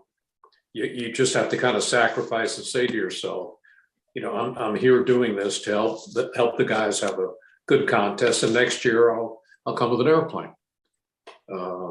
So we have a little committee within Pampa that's headed by Derek Barry, and I sent Derek a note and John Parrish because the way it's ending up at the Nats, and I'm gonna be asking people to do everything they can to come to the Nats this year, because it's our 50th Pampa anniversary, and it's the 100th for the Nats. And I think it'd be the right time to show up. I know some people, with the credibility of a Jim Bornhold. I know Keith is going to try to come, and we'd like to recognize those people who were there right from the beginning, who put Pampa together and made it and kept it going anyway. But what Derek and John Parrish are going to do is that officially we have Sunday, I think it's the 9th of July through Friday, whatever that is, 14th maybe. But unofficially, we have total rights to the L-pad 3 days before that. So the odds are we're going to start the Nats on Saturday, not Sunday. But as soon as I know for sure, we're going to put the word out, and we're also going to pick the evening for the banquet. And my gut says that will either be, it's probably going to be Sunday night, but that's tentative right now. But I'd like to go back to that and everyone get together and have a good time and try to do it on site at the Claude McCullough Training Center, which is part of the museum. And just have a great time and be thankful for those who can make it, and thankful for those who kept Control Line Stunt alive and well. And I think we need to thank those people and enjoy the camaraderie. So that's kind of what's going on for now. I'm in touch with people at AMA probably every other week, just keeping the lines of communication going. And we have a great relationship. I will share this with you. And I know a lot of the people I'm looking at don't go to the Nats. Joe does, and Len does, and I think Jim's coming this year. I intend to come this year. Yeah. Chad Boudreaux asked me again about my thoughts regarding, are we willing to wait until the whole IAC facility is redone in 3 or 4 years? And the original idea there was to make a Control Line campus, but not where it is right now, more toward where the museum is. And my history and people whose opinions I highly value told me that frequently that involves donations as well as AMA money.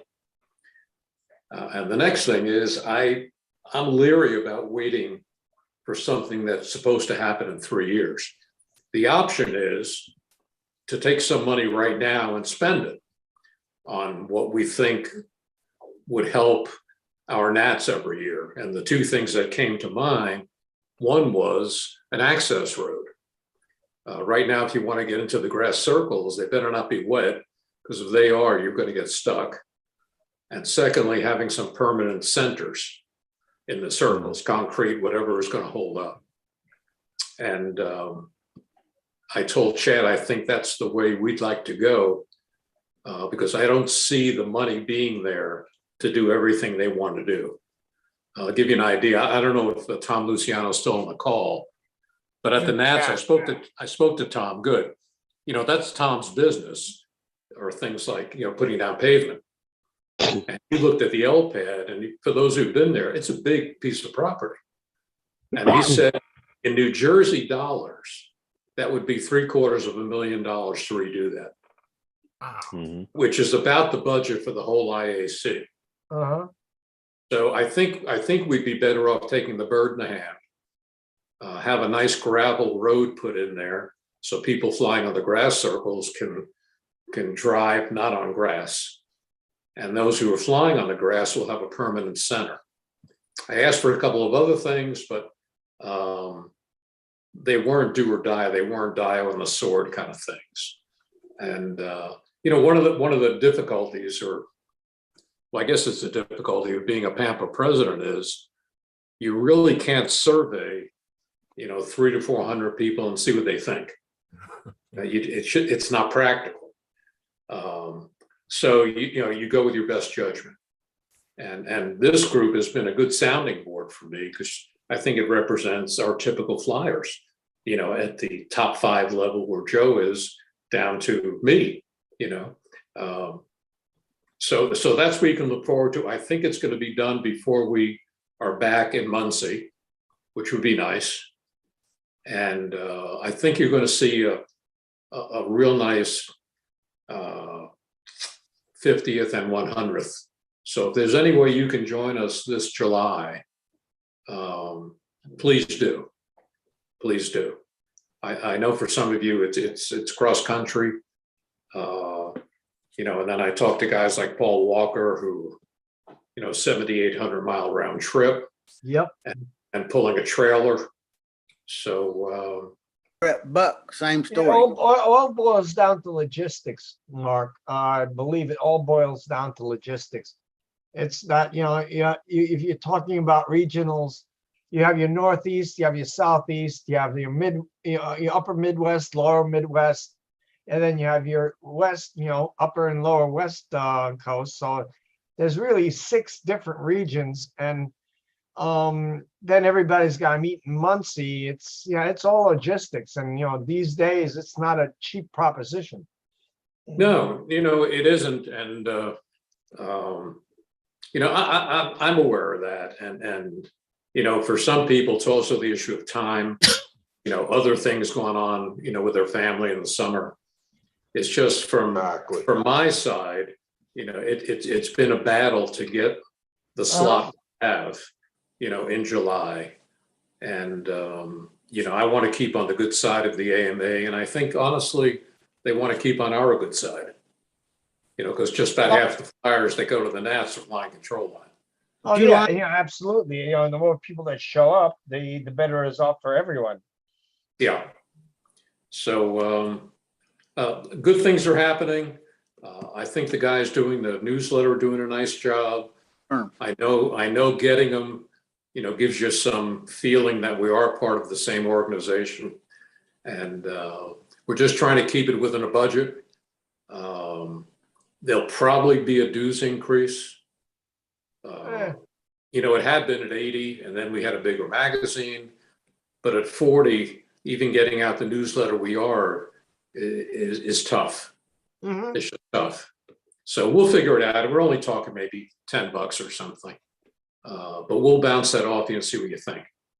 Mark, John has a question. Go ahead, John. Mark, you made mention, we talked in the past about, you know, the plans.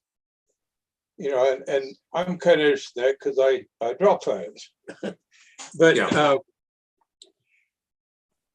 I see there's no place for a plan, somebody's designed to be published any longer. I mean, model aviation, but how often? 1 or 2 or 3, maybe a year. But you know, we're used to someone's coming in the background. We had 1 or 2 new ones every month. And I know it'll probably never get back to that, but we talked a bit about that. And I wonder if you could fill in what's happening in that. And I mean, probably not everybody's interested in it like I am, but I would like to know if you have a moment. Yeah, John, it's a fair question. And one of the things that I've become aware of, because I'm kind of the kind of guy, I got 900 things on my list and I want to do every one of them. The biggest issue we have on doing other things is manpower. Right now we have 2 guys sending out 300-400 newsletters. And let me tell you, I've done that before. That is a lot of work. Yep.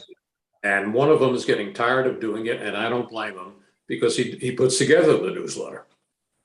So when we talk as a board about what can we do with this and that, what can we do about plans, what always comes back to me is who's going to do it? Who's the person who's going to store this thing, ship these things? And I don't have the answer for that. Well, see, okay, let me interject something here, not to interrupt, but No.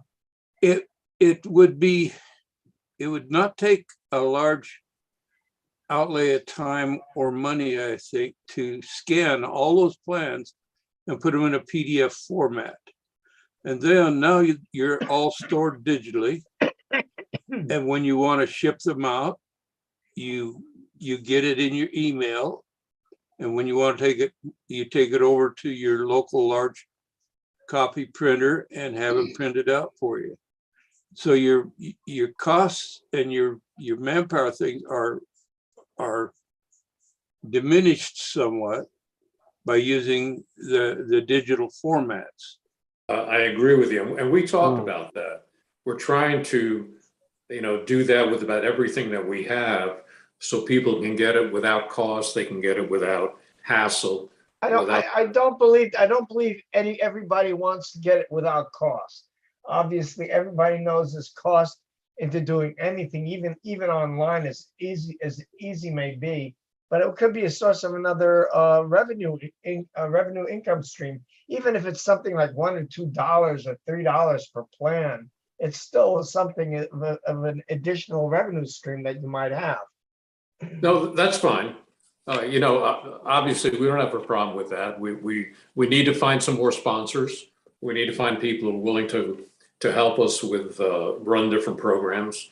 Well, I can tell you, Mark. Hang on a second, you guys. Jim, are you saying you're going to go, Jim, or you want to have a question or comment? No, I wanted to get in on this. When I left as the treasurer, there was boxes of plans. We had, at that time, we had Pampa Plan Service. Yep. And also I turned over maybe 10 or 12 boxes of T-shirts and hats. I don't know where all that went to, but we've got that stuff somewhere. Obviously hopefully no one just threw it in a dumpster, but there is a plan service, or we did have one at least. What we need to do is investigate how many hands this stuff is transferred to. I turned it over to Mike Strand up in Wisconsin. He drove to my house. We loaded his car till he couldn't even see out the back window, and that was the last I've heard of it, because but I do know what everybody's saying here. At one time we did have that, and it should still be available if we can track it down. Yeah. I will do my best, Jim. I can tell you without, in April, when I took the post, I started asking for things that didn't exist, which really kind of floored me. And I'm not knocking anyone who's been there before me at all, because I'm sure when I'm done, people will find things that I didn't do as well as I should have. I personally still don't have a list of active members. Yeah. Okay. So you know, we're catching up on stuff that we shouldn't have to catch up on. And that issue of where are the plans and where are different things Yeah. is alive and well. And there are a couple of us trying to track it down and figure that out. Well, Mike is still active in model aviation because Right. he's active with that contest they have up in Wisconsin every year. Right. So he's still around. You could ask him. Someone took over from Mike. I know that because Mike only kept it a couple of years. When was Ken Armishan on that, Jim? Before you or after you? Oh, that was after me. So Ken Noel Dranick, when I took over, there was two people doing the job that I took over. There was Noel Dranick, and then there was oh gosh, I can't remember his name now, out in California. There was two people. One was secretary, one was treasurer. Well, we couldn't get two people to volunteer, so I took both jobs. So whoever came after that would have been after Mike, because that was Noel Dranick dropped out of it, and so did the gentleman in California. Yeah. So I I don't tell you know anything about it after that.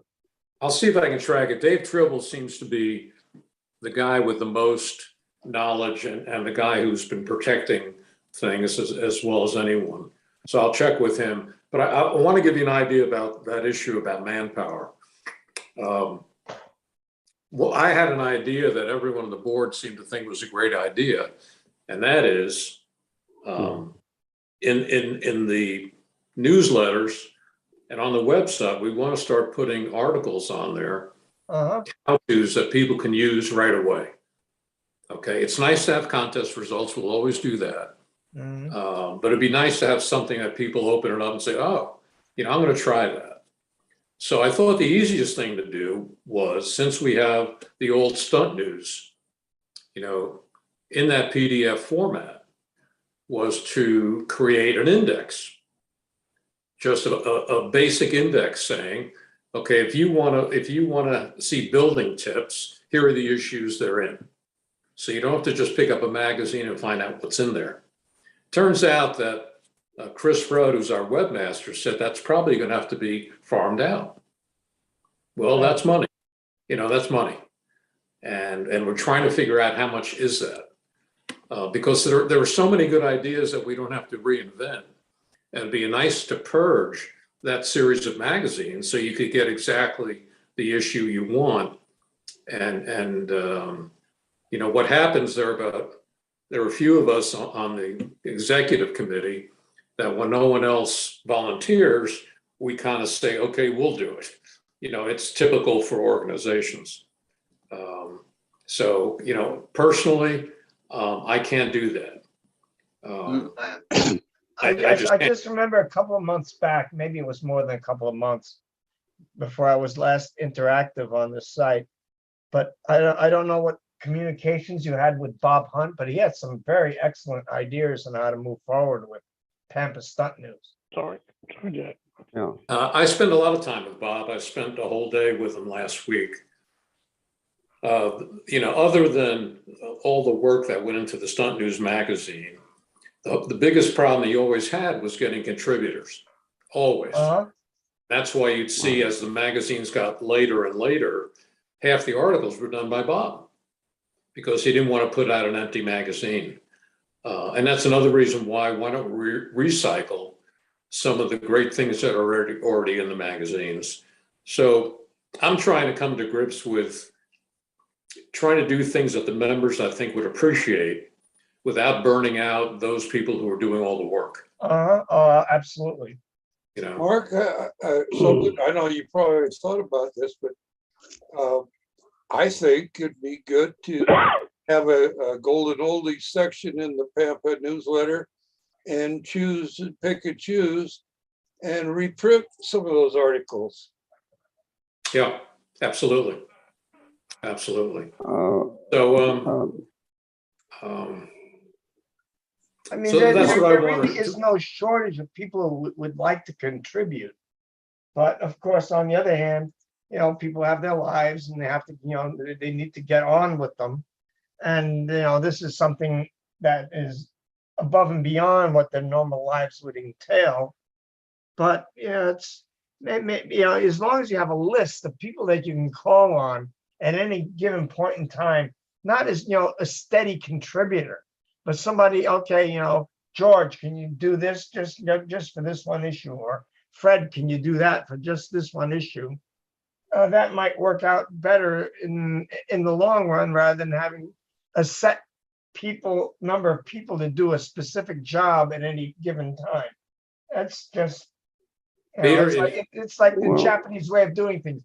Only have enough people to do what you need at any given time, or enough inventory to do whatever you need to get by at any given time to make it work.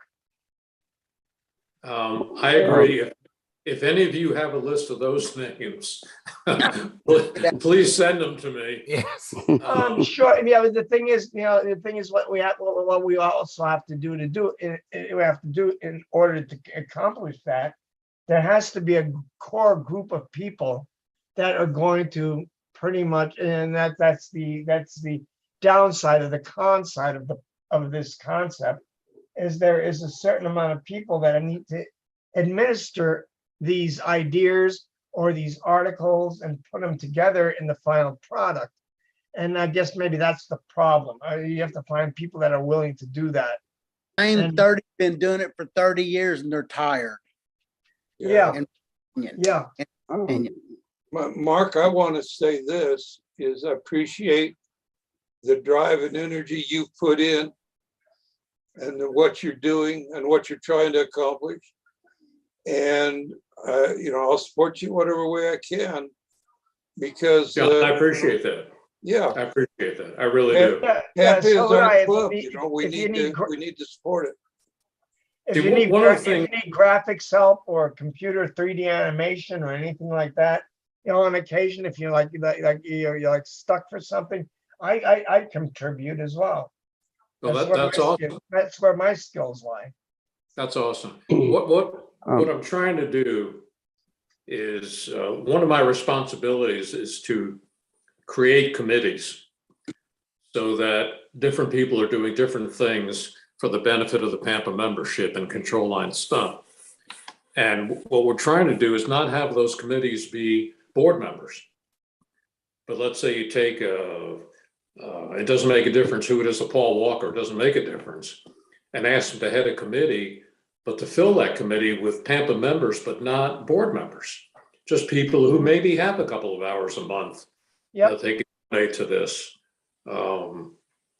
So, it's some of the people who are working with me on Pampa, there's no question in my mind, are in those positions because they're doing someone a favor years ago who didn't want to do the job anymore. And, I found, at least in my lifetime, if you have a passion for something, hard work is almost enjoyable. Yes. Because, right, if you don't have a passion, you're pushing a boulder up a hill. And, right now we have a new, fairly new, maybe a year old district director in District 1 up in the Northeast. And he's kind of becoming like me. He's taken on more responsibilities than he should. But that's just the way it is. Who's going to do it? So, I take it, I take it pretty seriously in terms of, I love the hobby. I love Control Line. I love the people I've met. I flew RC for 40 years. And when the first time I went to Brodak in 2012 was the last time I flew RC. Last time, 11 years, 10 years ago. And I love that because, I love the people and I don't have to have $20,000 to fly an airplane. Mm-hmm. And I'm hoping my contribution is between the Nats, Pampa, Triple Tree, which has been a wonderful success, Brodak, is to at least give people the opportunity to enjoy the hobby. And what's the biggest piece that's still missing is who's going to replace us. Who's the next wave? You know, and that's a challenge. And I'm pretty sure that the answer is not kids. No. Yeah. It's too difficult. They don't have transportation. We end up being babysitters instead of coaches. And I'm really looking more toward the retired people in this country. Yeah. And I'm trying to get AARP to let me write an article in their Oh, wow, magazine. that's a good idea. Yes, That is good a good idea. idea. You know, and reach out to those people, you know, because I meet them at Triple Tree every year. You know, oh, I still have a ringmaster. I haven't done that in 40 years. You know, it's like me cleaning my shop. I haven't done that in 40 years, but, you know, but I think that's our future. But Peter, I'll tell you one thing that happens, and you all know this. When word gets out that a person is willing to volunteer and do things, you end up getting a lot of calls. You know, Joe Daly called me, and Joe's a wonderful guy, and asked me if I would, you know, judge his contest up there. Well, hell yeah, I would. Sure, I would. You know, and one of his sons did, and that's a good thing. You know, it's 3 hours from my house. Matter of fact, I'm driving up tomorrow with a good friend of mine to spend some time with Joe. Fun stuff. But I get contacts all the time. That could you run this contest? Would you come out west? And you know, it's gratifying. But wait a minute, that's not the answer. You know, so I think the idea of committees and getting people like you guys, if and when you're able to give a few hours, that would be a huge help. That'd be a huge help. But I got to tell you, I want to make sure we understand something. I'm not on this thing to draft people to help me in Pampa. This is a great sounding board. I can find out what's going on. I'm making friends. You know, I'm learning things. If Pampa, you know, grows because of that, all the better. But as you can see, I'm probably the only Pampa board member who does this. So that you know, in some ways that should tell you something, good or bad. I think Phil wants to say something, Mark. Well, I just got a question for Mark. How did you and Bob get together and fix the 47? Yes, we spent the day together a week ago Friday. Week ago, yes, today. Yeah, and you got the plane fixed. That's good. And put a 3515 Cobra in the airplane. Put a Fiore timer, a Jetty 66 spin ESC, and ran into just a couple little problems. And Bob said, "Why don't you get with Joe Daly?" Bob said, "You know, I know how to design and build airplanes, but electric power systems really is not my strength. So I'm going up there tomorrow to bounce some of these things off Joe, and Joe has certainly done his part." So are you running a Spin 66 or Spin 66 Pro? 66. You're running the one from Igor's timer. I want one of those, but I don't have one yet. No, nice timer. I got it through Gear Models down in Florida. Okay, it's probably a 66 Pro then. Well, I don't know. I don't know if you. I don't know what they sell, honestly, but I'd like to get my hands on the Spin 66. It's supposed to be faster, is it? I don't know, but everybody keeps telling me, "Oh, well, you need to get the other one. It's a little bit faster," and you really tell the difference. And the guys I've seen fly, I don't know. Yeah, I'm not good enough to know the difference, I guess. But Joe would be. Where'd Joe go? Rascal Right. got out of here. Oh, okay, you're still here. You're still I'm straight off listening. my screen. But I'm listening. there you go. But I'm just anxious because that airplane, I'd love to see you get that one going good because that's a great airplane. Well, you know, Will called me about Huntersville, and not going because he knew I had a conflict. I actually had a fun conflict. I had a golf trip with some guys down to Williamsburg, and I wanted to do that. Yeah. But he said, "Boy, a lot of people are asking about you. They wish you were here." And then he said, "Well, what they really wish is that your plane was here." I said, "Well, that's nice. Yeah, they will see the airplane. Yeah. That's nice to hear." Well, hey, Brent, welcome, Brent. Hey, how's it going?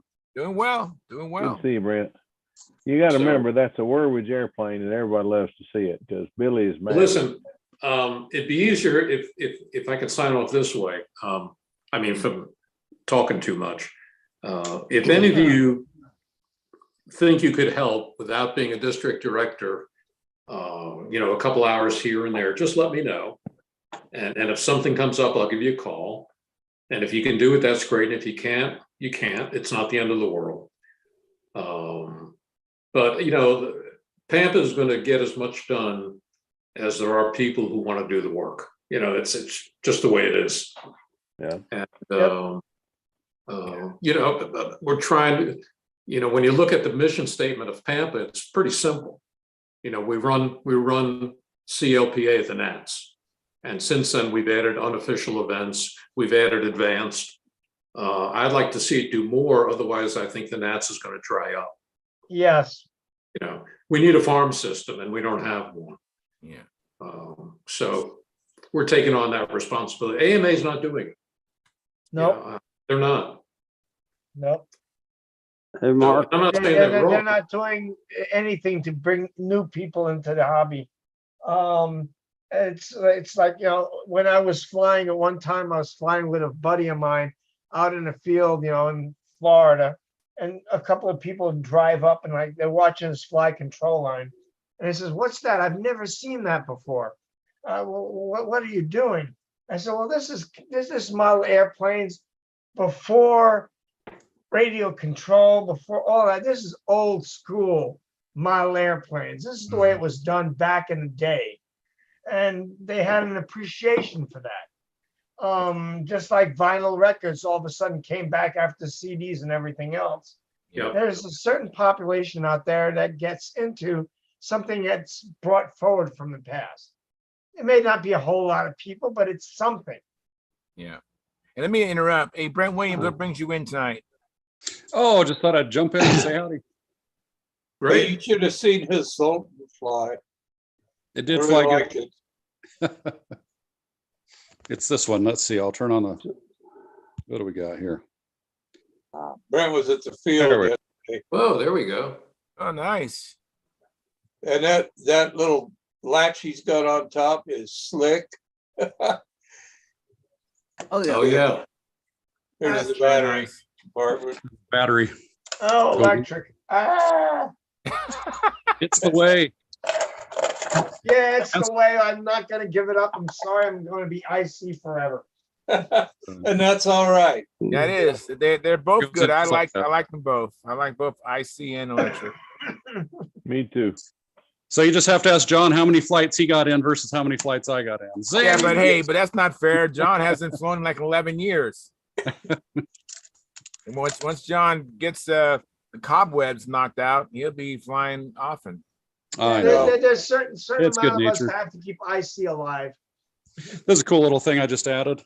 Let's see, let me get the light changed here. Ugh. See if I can get my plane to sit still. It's this arming Oh. plug. Oh, army plug, nice. Oh, that's So- neat. I like how you did that. So it's just, I made it big so people can get their fingers on it. Just a Yeah. piece of copper wire, or like Romex basically, but between the pins on the Dean's plug thing, Oh, interesting.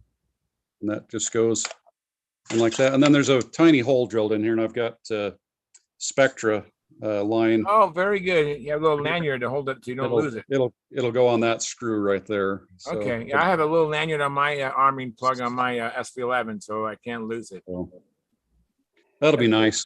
So That's good. I'm soldering that one in right now. So Are you that's using the lithium ion batteries for that? I am. It worked really well.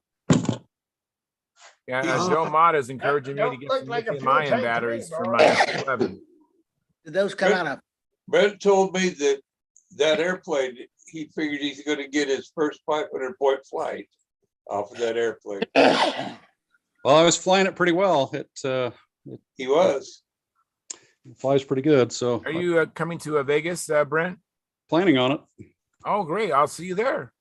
Yep. Now how many cells are in that battery? Fast. There's going to be some good battles going on in advanced. So you're flying in advance to Brent? yeah, I thought of entering expert just so I can fly twice. So, I'll be last place, but I'll fly twice. So That's funny. That's funny. Well, we'll be tangling up. You, myself, Mike Lonke, and I think Gary Gingrich. If I can get my motor running, me. Yeah, John Miller. What do you mean motor running? You're running electric. What do you mean you can't get your motor? No, he has a glow motor in his SV11, Peter. he had a Stalker 66 that didn't want to play nice the other day, so it was finicky. Hey, that's the challenge. I don't got time for challenges. Well, it sounded strong when it was running. Your guys are wimps going electric. You're wimps. I got 5 kids. I got plenty of challenges. Yeah. Hey, John, is that a new motor? No, that's what I got from Tom Dixon. Okay, so what's And the the deal? thing is I forgot my fuel. That's the first mistake I made. Oh man. Okay, so what fuel were you trying to run? Well, I tried it on some 10-year-old 10%, No. 1022. John, tell That was all that was there. John was trying to run straight oil, is what he was trying to run. So. And when boy, they put out a cloud of smoke. But as long as the glow driver's on it, it stayed lit and would run. And it really sounded strong.